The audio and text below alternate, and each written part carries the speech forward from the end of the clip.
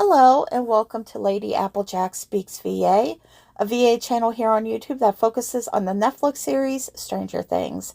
We are back with a new episode for Series 2, Why Can't This Be Love, where we follow the story of Eddie Munson and Liz Hargrove, the younger biological sister of Billy Hargrove and the stepsister of Max Mayfield. So, if you've been following along with the story, you know that there is a lot going on right now. And this is a continuation from episode 14. So we're picking right up where we left off in that episode. So episode 15, obviously. And it's taking place on, there's actually two separate dates. It's going to be January 4th, 1986 in the evening. If I remember correctly, that was on a Saturday, I want to say, if I remember accurately. And then 3 days later, so January 7th, 1986 in the evening. So that's where our time frame is. And we are going to hear voices from Eddie Munson. Very, very tiny amount for Liz and Max and Dustin Henderson. So yeah, the narrative is told in Eddie's point of view, so you could consider it internal dialogue, or you could think of it as a fourth wall. And the rating on this episode is PG-13 for strong language. There aren't any apparent triggers you have to worry about, so this is going to be a nice little break for us. And what else am I forgetting here? Oh, yes, the title of the episode. The title of the episode is Into the Airwaves. And this is going to be a broken down, parted episode series. So this is part 1, and there'll be likely be a part 2 and a part 3, obviously. So, well, maybe a part 3. I'm not quite sure yet. Depends on how everything gets laid out. But anyhow, Into the Airwaves, I broke my golden rule of trying to stick to songs that were in that time frame. This isn't in that time frame. Into the Airwaves is a song that was written by a band called Jack's Mannequin. Not sure if I have any Jack's Mannequin fans out there, but if I don't, you should go listen to their music. They were pretty good. I don't think Jack's Mannequin is in existence anymore. I think the lead singer, Andrew McMahon, is just kind of doing his own solo thing right now. But Into the Airways is one of those songs I just felt would be so perfect to describe what is going on with Liz and Eddie. And that album in general, it's an amazing album. It's called Everything in Transit. You can find it on YouTube and listen to it front to back. That whole album, the reason why I love it so much is basically when Andrew McMahon wrote it, he wrote it as like a love letter. He was writing this love letter to this girl that he had feelings for, and they were in the middle of a break, and they eventually got married. So it all worked out in the end, but they were in the middle of a break, and he wrote this beautiful album, and it was basically all about their relationship and what he loved about her. So I just felt like it was kind of fitting for our storyline, and I wanted to use it somehow. So there you go. Another recommendation on songs. But yeah, without further ado, let's jump into this episode.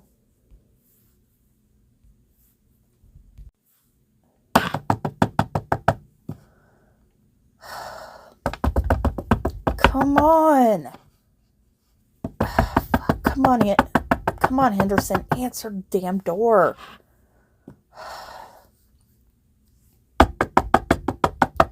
Henderson. As soon as I heard the voice, Liz's voice, on the walkie-talkie, I left the trailer. It was the first time since Liz's funeral that I even left my room. I didn't know what to think or how to react. I kept talking into the walkie-talkie and begging her to speak some more, and it just, nothing. Am I going crazy? No, no, it's not possible. Yes, things have been really fucking nuts lately, and it probably has taken a toll on me mentally, but I did not imagine her voice. It was Liz, and she sounded terrified. I didn't know what to think as I just drove around aimlessly around Hawkins, not even sure where to go. Then I started thinking about something Max had said the night that Liz died. The upside down. Vecna. What the fuck did it all mean? Dustin had mentioned at the funeral that Max would be staying with the Hendersons for a while, as Hopper made the Hargrove house into an official crime scene, and it needed to be processed. Max knows something's going on. I mean, the way she was acting that night was just insane, and it didn't make any sense. But she has to know what is going on. She has all the answers at this point. Henderson! Come on, it's important.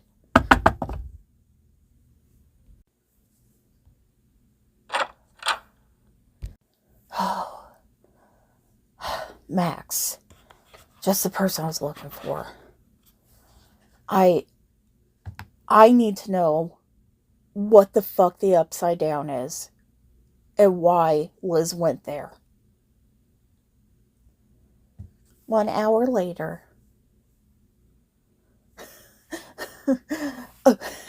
I know. Okay. I know it sounds fucking crazy. But I heard her voice, Max. Clear as day. That was Liz on the walkie-talkie. You think I'm fucking nuts? No. Eddie, I don't think you're nuts. I believe you. Okay then. In that case, what the hell is the upside down then? What is it, and why would this Vecna creep want Liz?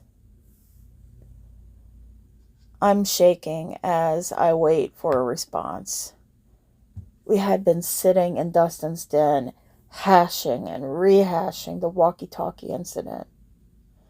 Dustin's chewing on the bottom of his bottom lip nervously before he finally decides that he's going to speak up. Eddie, you remember Will Byers, right? Wasn't that zombie boy?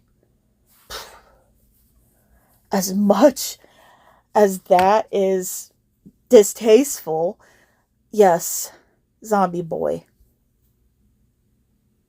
Oh, okay, sorry. What about him? What's he have to do with all this?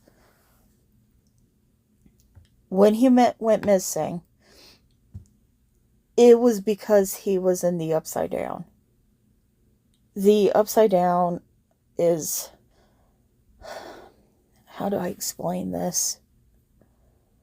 I guess it's like an alternate dimension. No one really knows how long it's been around. At least in our group. But I'm thinking it's been around for a long time. Maybe longer than Hawkins. Like thousands or even millions of years. The upside down... Well, it's almost like a reflection of our world.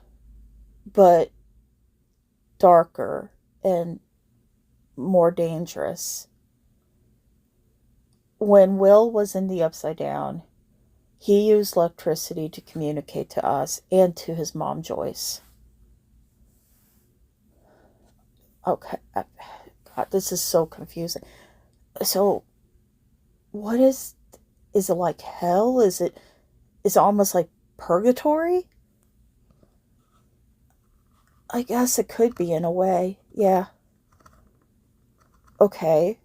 So, is it possible that Liz is stuck in the upside down? Maybe. Yeah. But that doesn't even make sense. What about her body? I mean, I touched her. I was there. I saw. That's the thing. Will's body, it it wasn't his body, Eddie. It was a decoy full of stuffing. Hopper confirmed that when he went to the morgue. It's possible Liz's was in the same state. That was just a decoy of her. That is true. Henderson has a point. And honestly, Eddie, I don't think they did an autopsy on her, at least not from my knowledge.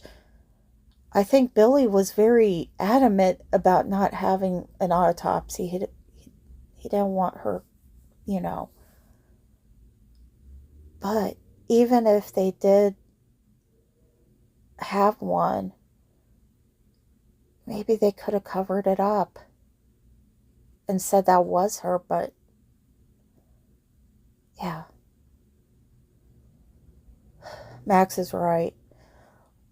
We only found out about Will's body being a decoy when Hopper did more digging. We still think the labs know more about this upside down than they want to let on. Okay, then. How do we get her back? What? Why are you guys looking at me like that? Eddie, it's really dangerous in the upside down. Very dangerous. There are no guarantees that you'll come back. I can't believe I hear this. I don't care, Max. I don't care.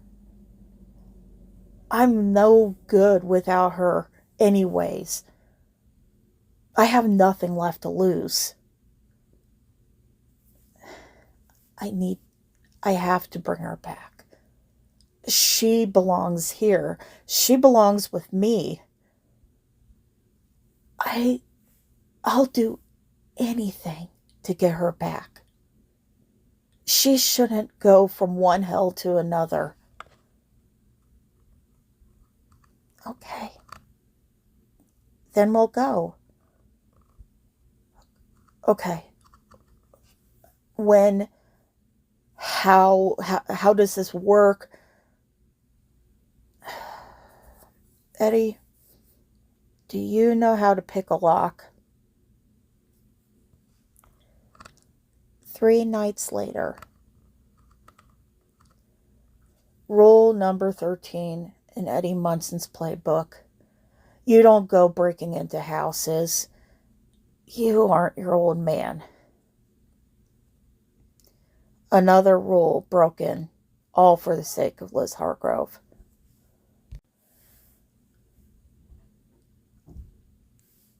I finished picking the lock on the back door, gaining access to the eerily quiet house. Police tape and a surplus of empty evidence bags are strewn all over the coffee table and all over the kitchen table.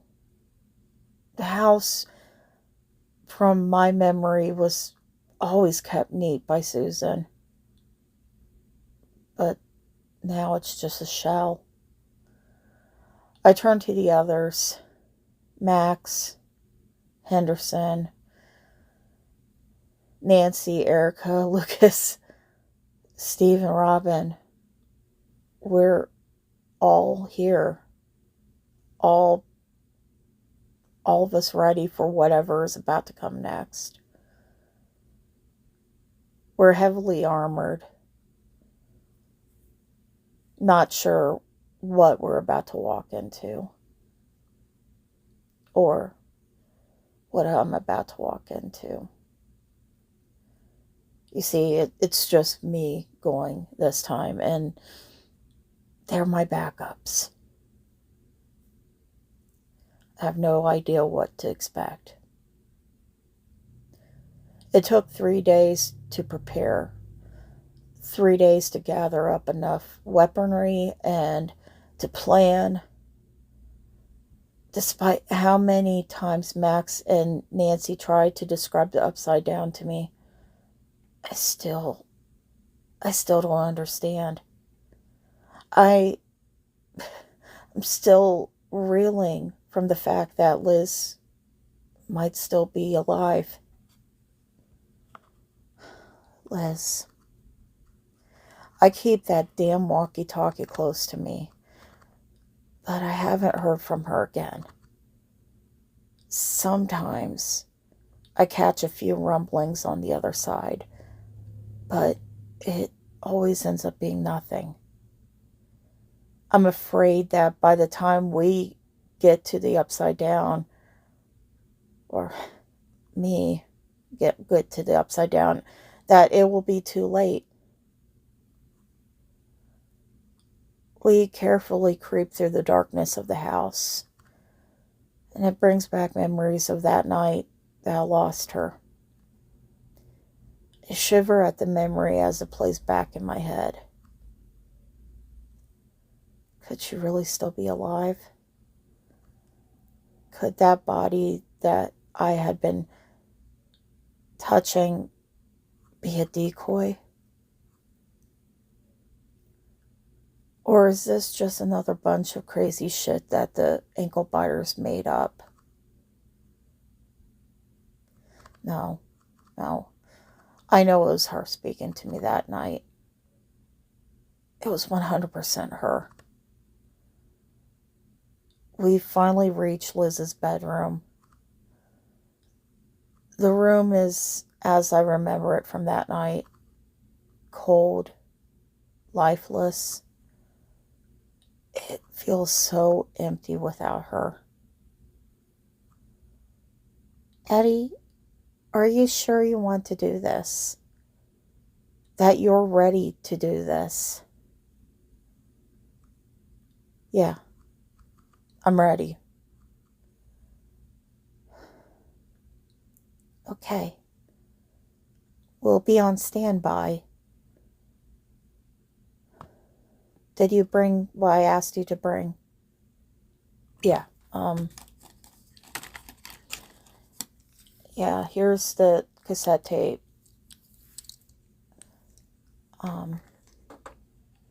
It's a mixtape that I made Liz listen to the first day I met her. All those songs. They should bring us back right. They should bring Liz and I back. We'll see.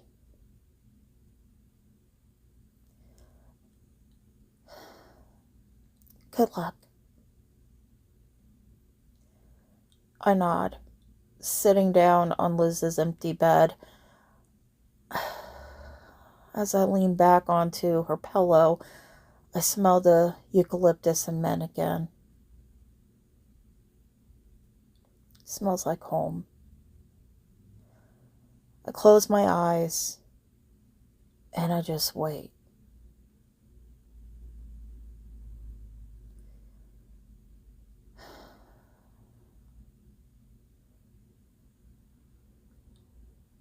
I open my eyes to find that I'm in her bedroom, or what would be her bedroom. there's vines all over the floor, and it just feels like this room's alive. It's dark with the exception of her clock radio glowing red on her vanity. I sit up and look around the room.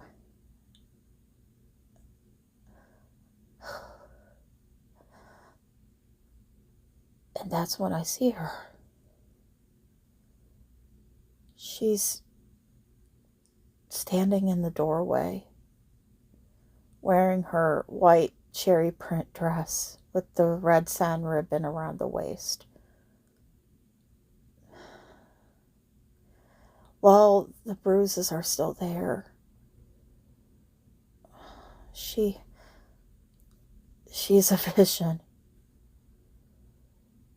She looks at me with a mix of shock, admiration, and fear.